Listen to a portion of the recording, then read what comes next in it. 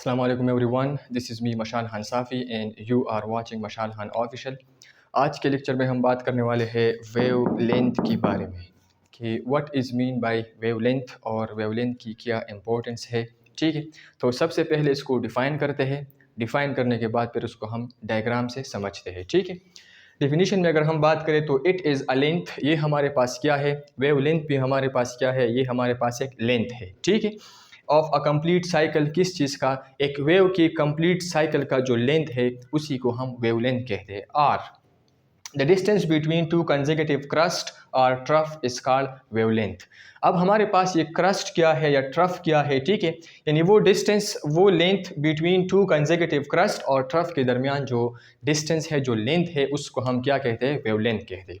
For example हमारे पास ये एक डायग्राम है किस चीज़ का, एक साइन वेव का, या हम कहेंगे कि एक मैकेनिकल वेव का एक डायग्राम है। ठीक है, मैकेनिकल वेव में फिर हमारे पास एक ट्रांसवर्स वेव्स है। ठीक है, अब हमारे पास ये जो लाइन है, इस लाइन को हम कहते हैं मीन पोजीशन या इक्विलिब्रियम पोजीशन। ठीक है, और इस वाले साइड को, ये जो साइड है, इसका जो ये जो हाइट है, ठीक है, इस अबव द लाइन, इस लाइन से इस तरफ अबव ये वाला, ठीक है, और बिलो नीचे ये जो लाइन है, ठीक है, तो इसका जो मैक्सिमम हाइट है, इस वेव का जो मैक्सिमम हाईएस्ट पॉइंट है, इस वेव का जो हाईएस्ट पॉइंट है, इस हाईएस्ट पॉइंट को हम क्रस्ट कहते हैं। क्या कहते हैं?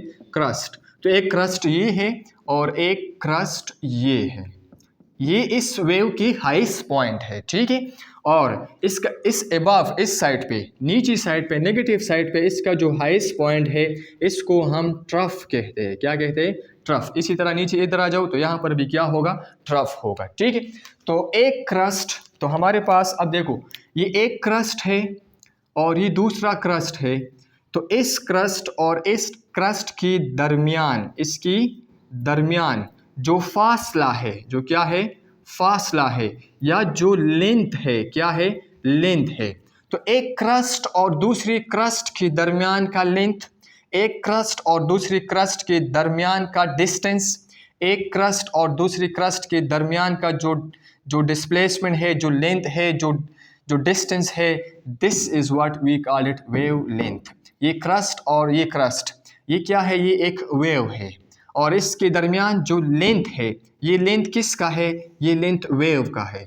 तो इसी को हम वेव लेंथ कहते हैं। तो इसी को हम क्या कहते हैं? Wave length. होप आपको ये समझ में आया होगा कि the distance between two consecutive crest और ट्रफ। क्रस्ट क्या है? Crust is the highest point of a wave, और ट्रफ क्या है? Trough is the lowest point of a wave. इस काल, इसको हम क्या कहते हैं? क्रस्ट और ट्रफ कहते हैं, और दो क्रस्ट के दरमियान का जो लेंथ है, जो फासला है, उसी को हम वेवलेंथ कहते हैं। अब हम अगर इसकी रिप्रेजेंटेशन की बात करें तो it is represented by a Greek letter lambda. इसको हम किस तरह रिप्रेजेंट करते हैं? लेम्डा से। ठीक है, और लेम्डा को हम किस तरह लिखते हैं? इस तरह। ठीक है, तो ये हमारे पास क्या है? इसके रिप्रेजेंटेशन है। और अगर हम इसकी यूनिट की बात करें तो ये क्या है? Actually it is a length. ये हमारे पास क्या है? लेंथ है। तो actually it is a length, तो इसका इस यूनिट क्या होगा? The SI unit of wavelength is metre. वो क्या होगा? मीटर होगा। ठीक है, ये तो था हमारे पास वेवलेंथ के बारे में। अगर हम साउंड की बात करें, किस चीज़ के बारे में? साउंड के बारे में। अभी जो मैं बोल रहा हूँ, ठीक है, इस तरह यहाँ पर मैं बोल रहा हूँ, ठीक है, तो ईयर के पार्टिकल्स जो है ये एक दूसरे के करीब आते हैं, क्लोज आते हैं, और फिर इस तरह फार अवे, एक दूसरे से दूर जाते हैं। ठीक है, जहाँ पर पार्टिकल्स एक दूसरे के बहुत करीब हो तो इस रीजन को हम कंप्रेशन कहते हैं, और जहाँ पर पार्टिकल एक दूसरे से दूर दूर हो, फार अवे हो, तो उसी को हम क्या कहते हैं? रेयरफेक्शन कहते हैं। ठीक है, तो दो कंप्रेशन के दरमियान जो लेंथ है, या दो रेयरफ्रैक्शन के दरमियान जो लेंथ है, उसी को हम वेव लेंथ कहते हैं। क्या कहते हैं?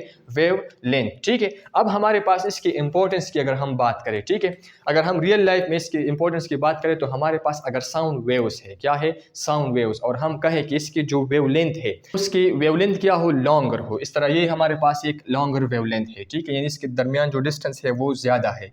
ठीक है, तो इसका जो पिच होगा, उस साउंड का जो पिच होगा, क्या होगा?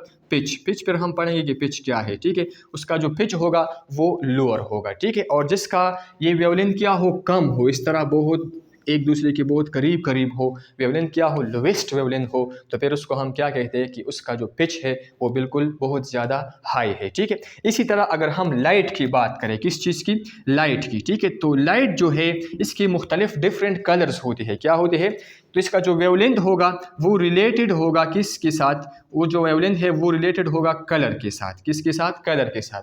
हर एक कलर की अपनी अपनी वेवलेंथ होती है। ठीक है, तो वेव में हमारे पास जो लाइट में हमारे पास जो रेड कलर है उसका जो वेवलेंथ है वो लॉन्गर है, क्या है, लॉन्गर। और जो ब्लू कलर है, ब्लू, इस तरह ये मैंने पहना है, ठीक है, ब्लू कलर, तो इसका जो वेवलेंथ है वो शॉर्टर होते हैं, क्या होते हैं, शॉर्टर। इसी तरह डिफरेंट कलर्स की, डिफरेंट लाइट्स की डिफरेंट वेवलेंथ होती है। ठीक है, तो इसको फिर आप इलेक्ट्रोमैग्नेटिक स्पेक्ट्रम में फिर आप इसको स्टडी करोगे। ठीक है, जिस तरह हमारे पास म्यूजिक है, तो म्यूजिक में भी हमारे पास अगर डिफरेंट वेवलेंथ हो तो वो डिफरेंट साउंड को प्रोड्यूस करेगा। ठीक है, तो होप आपको ये समझ में आया होगा कि what is mean by wavelength. Wavelength क्या है, वेवलेंथ असल में हमारे पास एक वेव की लेंथ को वेवलेंथ कहते हैं। या